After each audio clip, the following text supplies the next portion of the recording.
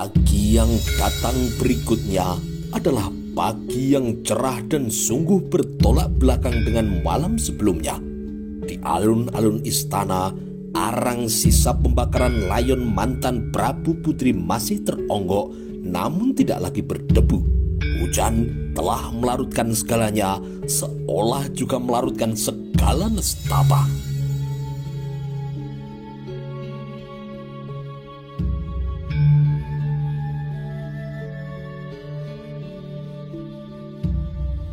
Waktu kini terus berjalan.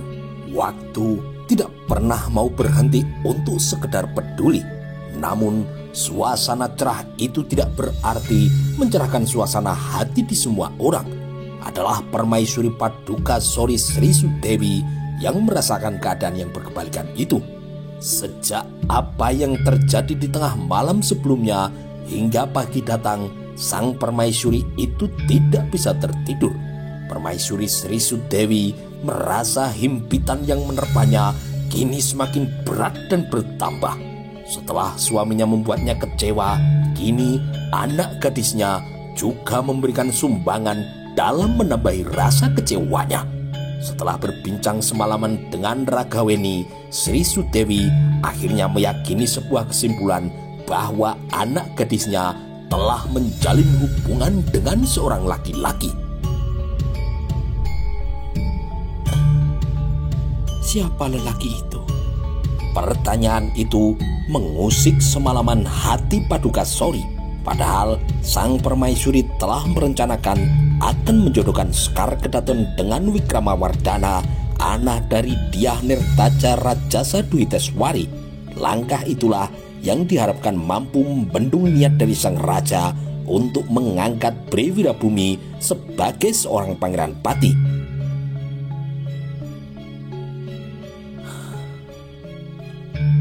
Selama ini aku telah banyak dibuat kecewa. Haruskah untuk kesekian kalinya aku menelan rasa kecewa lagi? Gumam Paduka Sori Sri Sudewi. Kekecewaan itu kini telah datang bertumpuk-tumpuk. Sri Sudewi merasa kekecewaan itu melekat abadi sejak ia memasuki pintu gerbang rumah tangganya. Begitu bertubi-tubi hingga sang istri dari raja itu menuding Sang Hyang Widi bertindak tidak adil pada dirinya.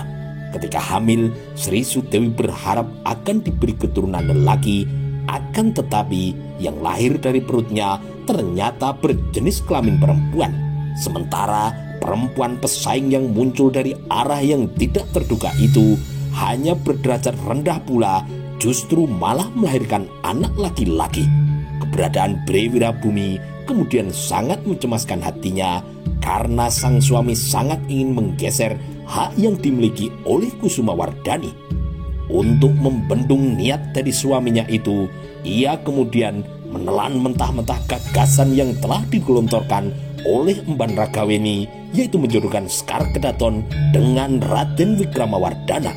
Dengan demikian, ke depan Wikramawardhana lah yang akan diadu berhadapan dengan Bre Wirabumi. Akan tetapi kini muncul persoalan yang tidak terduga. Kusumawardhani justru menjalin hubungan dengan orang lain.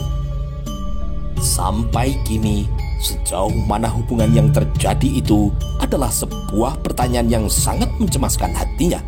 Sri Sudewi yang duduk menyendiri di atas kursi kemudian menoleh ketika ia mendengar suara sesuatu.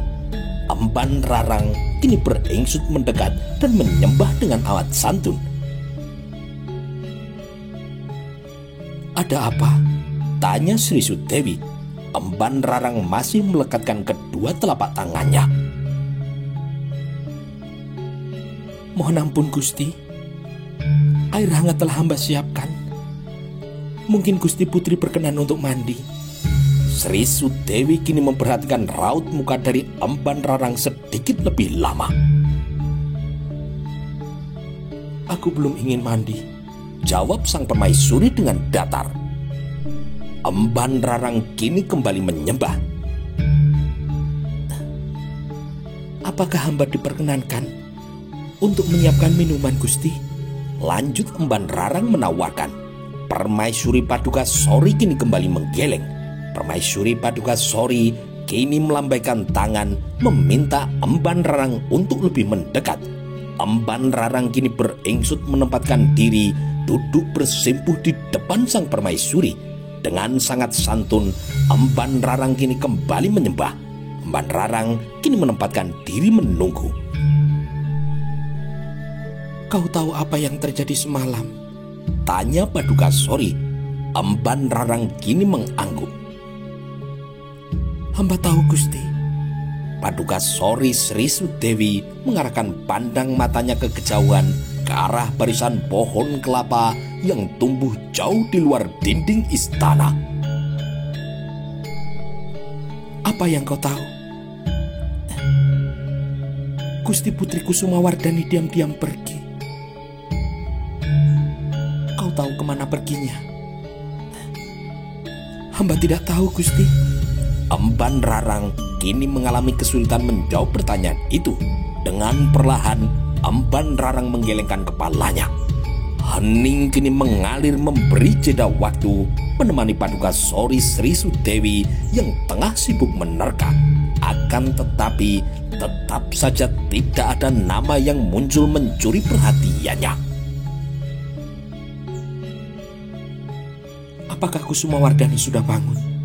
Tanya Sri Sudewi kembali. Belum, Gusti Putri. Jawab Emban Rarang.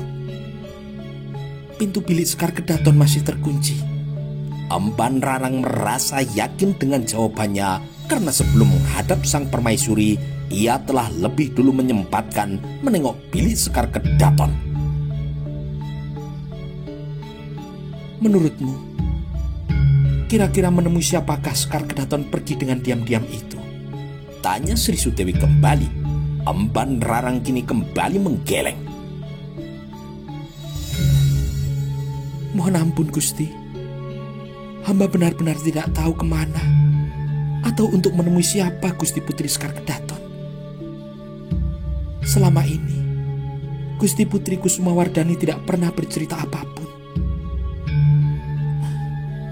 Maka, apa yang beliau lakukan semalam juga sungguh sangat mengagetkan hamba, Gusti. Sri Sudewi akhirnya mengangguk seperti lunglai. Sebagai seorang ibu, Sri Sudewi sangat mengenal anak gadisnya. Selama ini, Kusumawardhani selalu berbagi dengannya, nyaris semua hal selalu dibicarakan dengannya. Akan tetapi, belakangan Sri Sudewi merasa hubungan erat ibu dan anak itu mulai terganggu. Kusumawardhani mulai tidak terbuka. Ada saja hal yang disembunyikan oleh anak gadis itu. Sekar Kedaton akhirnya menjadi orang asing yang mengambil jarak darinya. Hal ini terjadi sejak Sri Sudewi berniat menjodohkannya dengan Raden Wikramawardhana. Jika Sekar Kedaton menolak gagasan perjodohan itu, kini ditemukanlah jawabannya. Penyebabnya adalah karena ada nama lain di hatinya. Telah ada lelaki yang dicintainya. Ketika cinta yang berbicara, siapapun bisa kehilangan nalarnya. Menurutmu, dengan siapakah Kusumawardhani lebih terbuka dalam berbicara? Mungkin ada emban yang menjadi tempat mencurahkan isi hatinya. Emban Rarang kini segera mengerutkan dahinya. Dengan seketika, Emban Rarang ingat apa yang disampaikan oleh Emban Trusti. Lebih dari itu, Emban Rarang melihat bahwa secara pribadi Kusumawardhani cukup dekat dengan Emban Trusti. Barangkali Emban Trusti, Gusti. Hamba melihat Sekar Kedaton sangat sering berbicara dengannya. Permaisuri Paduka Sori Sri Sudewi kini kembali mengayunkan kursi malas yang didudukinya sambil memejamkan mata. Rasa kantuk itu kini serasa mengganduli kelopak matanya.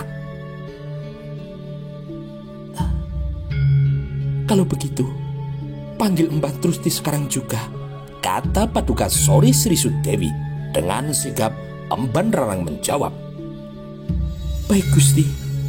Tidak terlalu butuh banyak waktu bagi Emban Rarang untuk menemukan Emban Trusti yang sedang memberi makan ayam-ayam kerdil dan juga burung elang yang dipelihara dalam sangkar yang terletak di belakang istana Sekar Kedaton.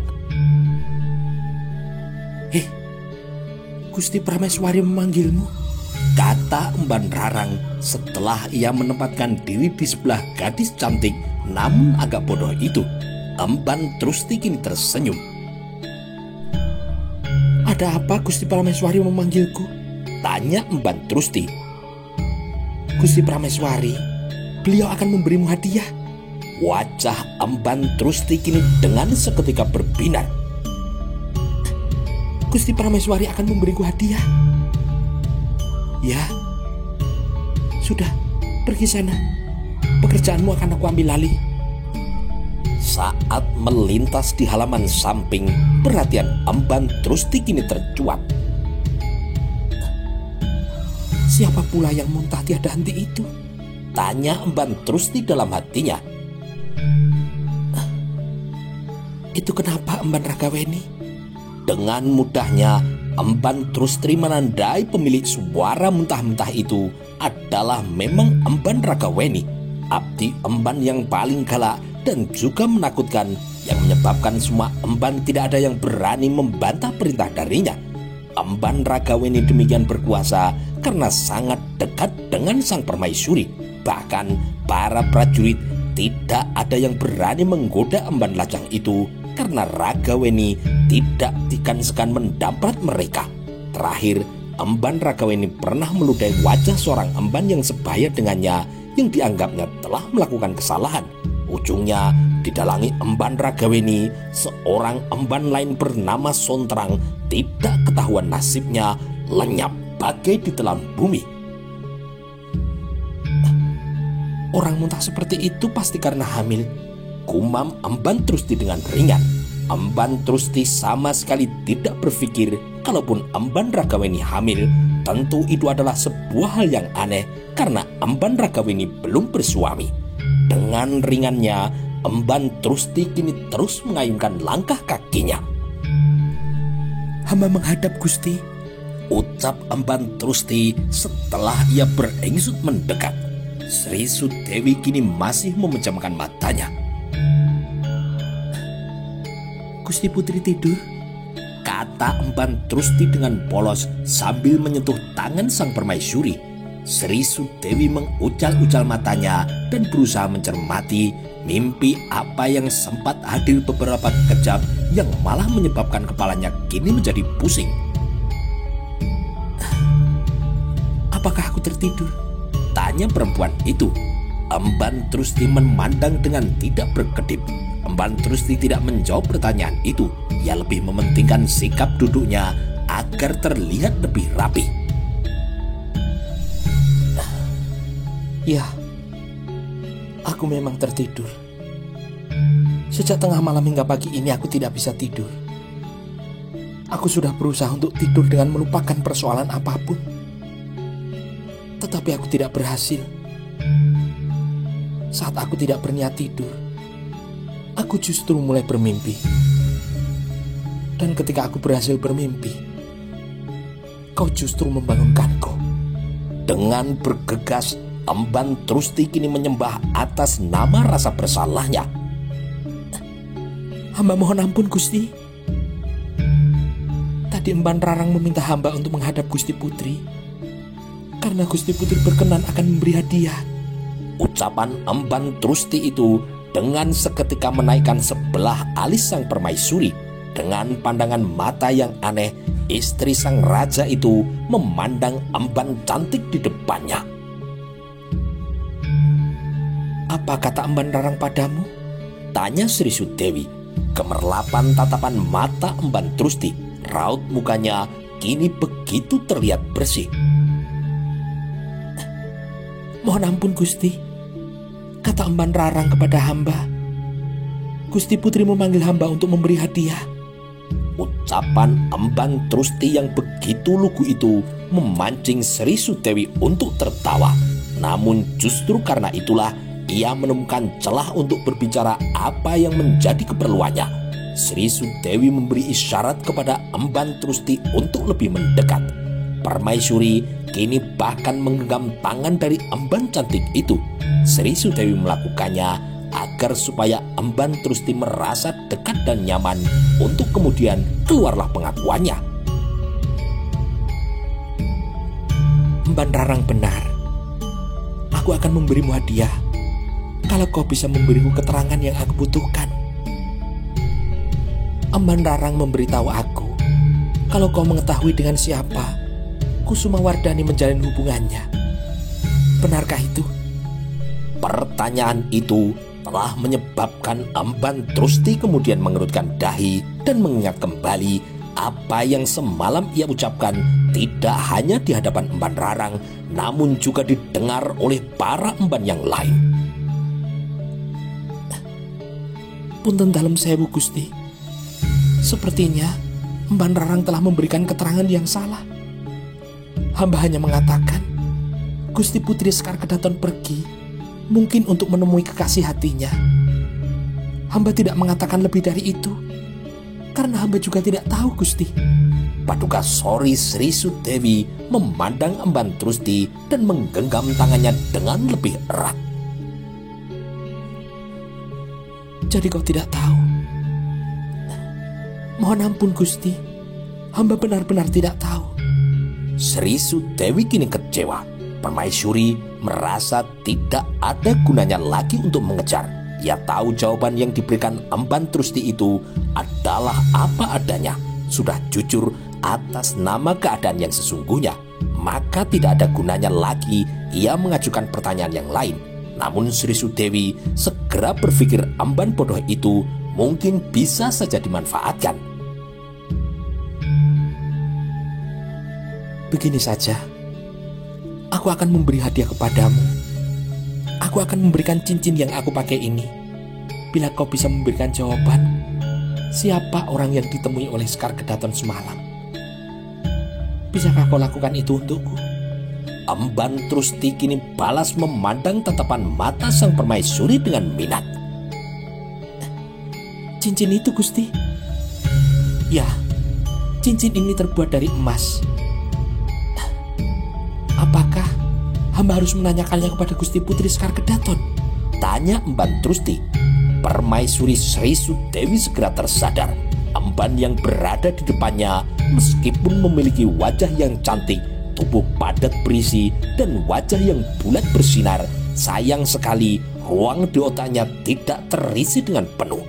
Justru karena itu, Sri Sudewi merasa tidak ada gunanya dan tidak pada tempatnya memberikan tugas itu kepada Emban Trusti.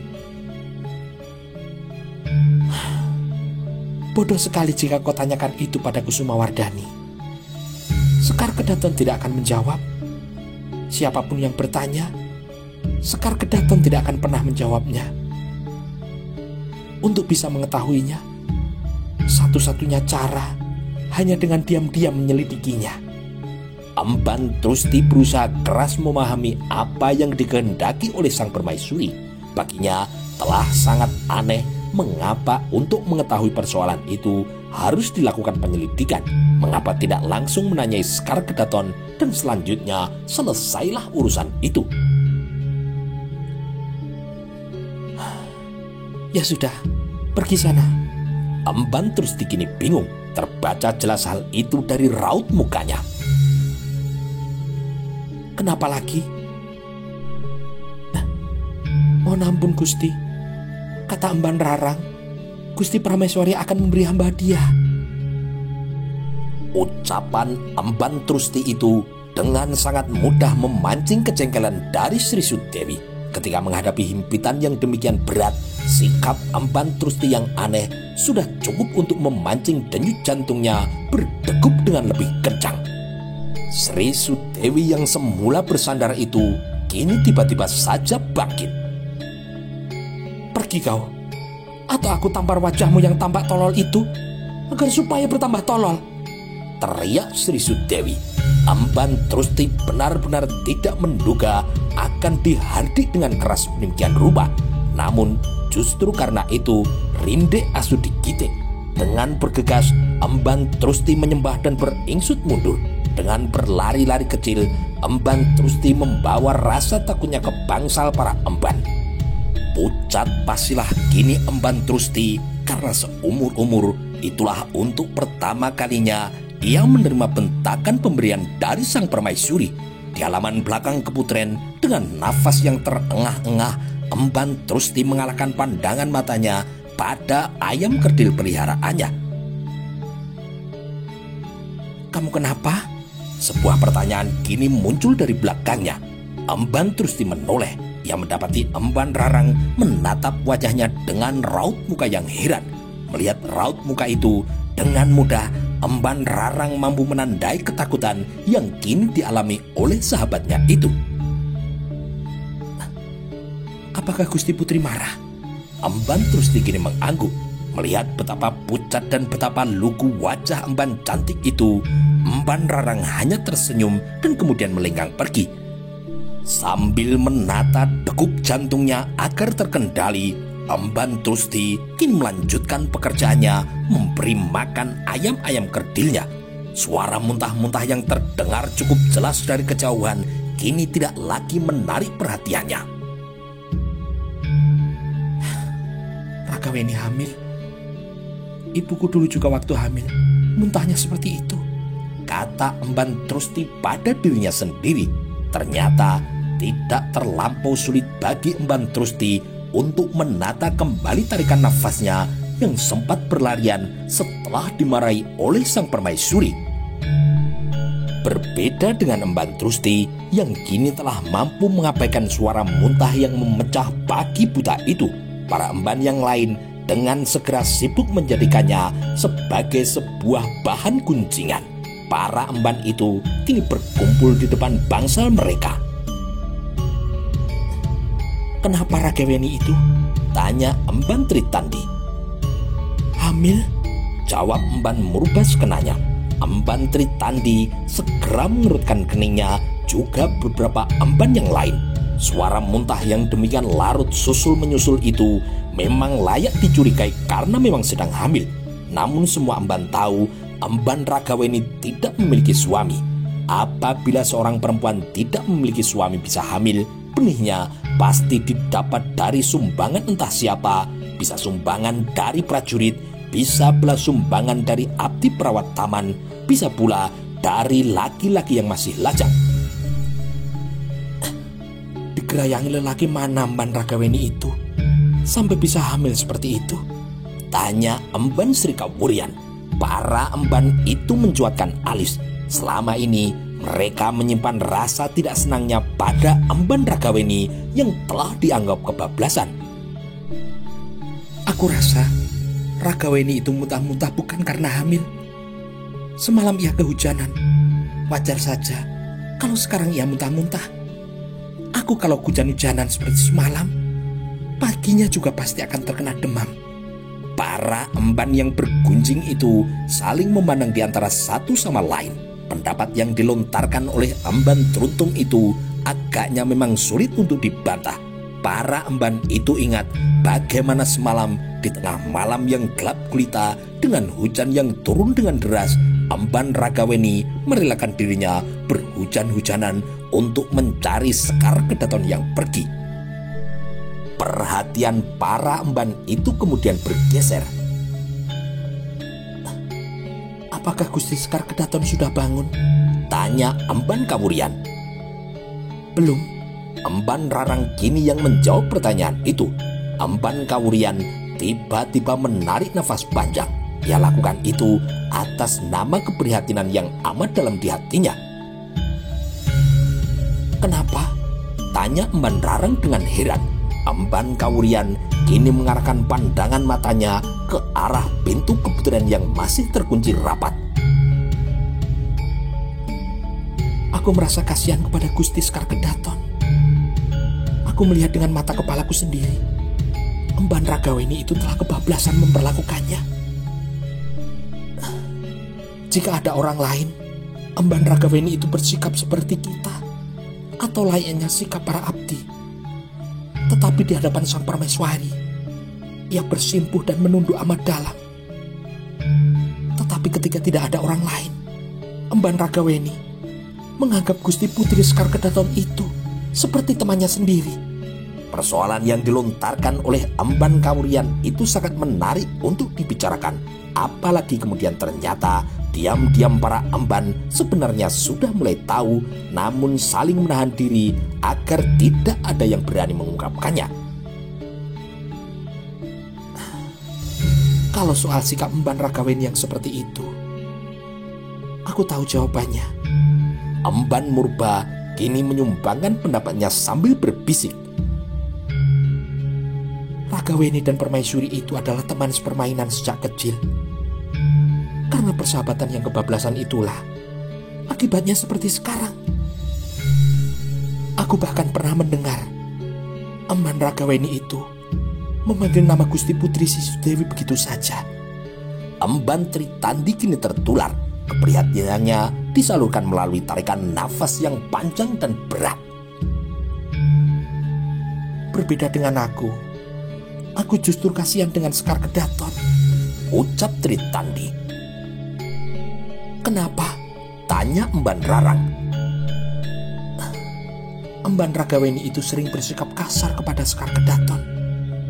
Aku pernah melihat Emban Ragaweni itu menampar Sekar Kedaton. Apa yang disampaikan Emban Tritandi itu telah menyebabkan semua emban terbelalak. Semua kini kaget tidak kepalang. Benarkah itu? Aku bersumpah, disaksikan oleh Yang Widi. Aku menyaksikannya dengan mata kepalaku sendiri. Ragaweni telah menampar Sekar Kedaton. Segenap emban kini terbelalak dengan mata yang membeliak, nyaris terlepas dari kepalanya. Keterangan yang diberikan Emban Tritandi itu sungguh sangat mengagetkan dan sulit untuk diterima. Akan tetapi Emban Tritandi telah berani bersumpah, maka apa yang disampaikan itu sulit untuk kemudian tidak dipercaya. Desis Emban Sri Kawurian memberi isyarat untuk diam. Dia datang. Para emban itu kemudian menoleh ke arah Emban Ragaweni yang kemudian datang mendekati mereka. Para emban itu melihat betapa pucat wajah Emban Ragaweni. Dengan lengan bajunya, Emban Ragaweni mengusap sudut bibirnya. Kalian membicarakan apa? Tanya Emban Ragaweni yang curiga. Para emban yang bergunjing itu saling pandang antara satu dengan yang lainnya.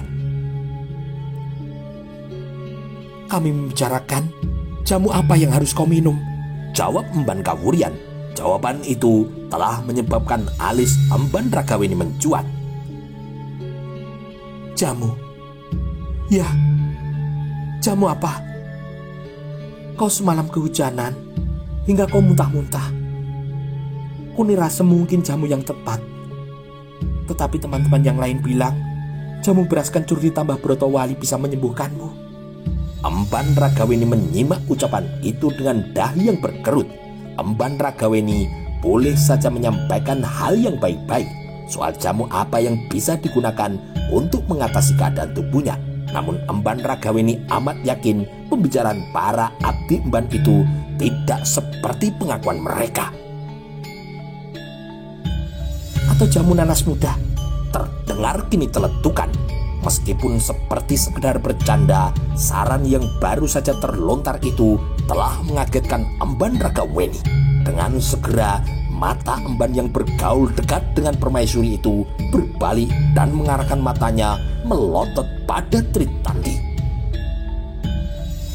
Apa kau bilang? Tanya Emban Ragaweni dengan suara yang penuh tekanan. Emban Tritandi kini membungkam mulutnya. Ia sadar guyon yang baru saja ia lontarkan itu berbahaya. Dengan segera Emban Tritandi tersenyum. Aku bercanda. Makin tajamlah kini pandangan mata dari Emban Ragaweni. Tidak, aku tahu kau tidak bercanda.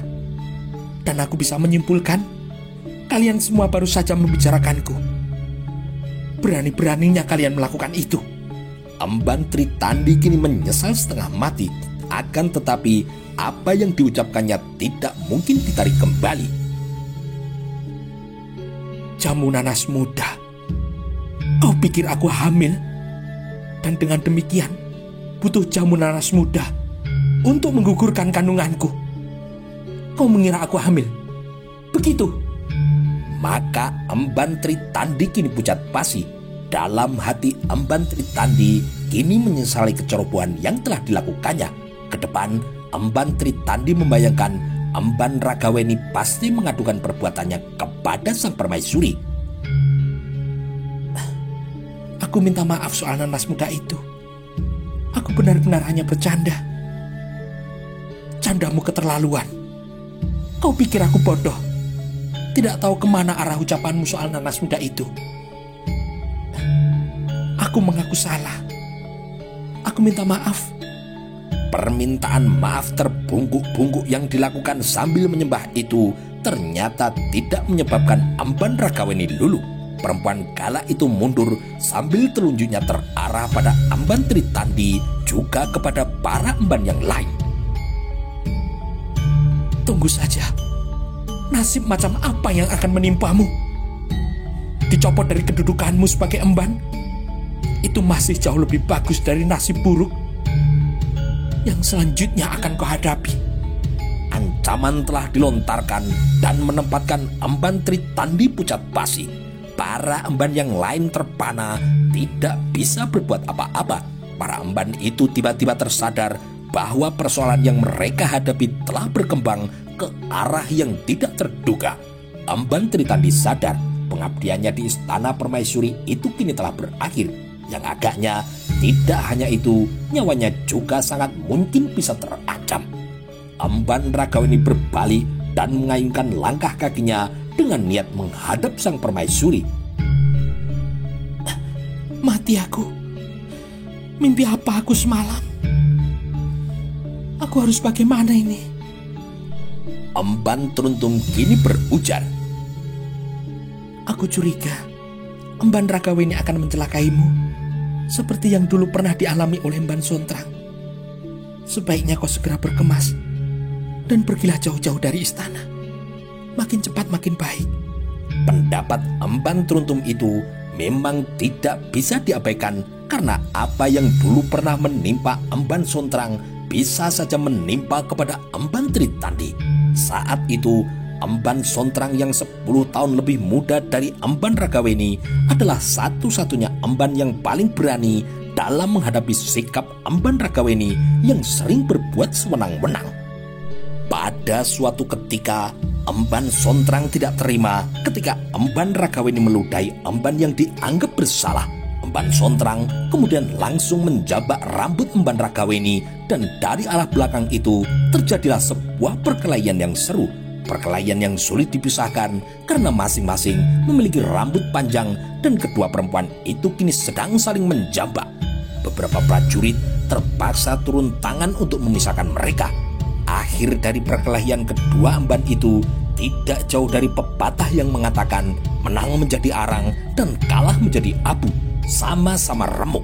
Meskipun demikian, keadaan Emban Sontrang jauh lebih baik.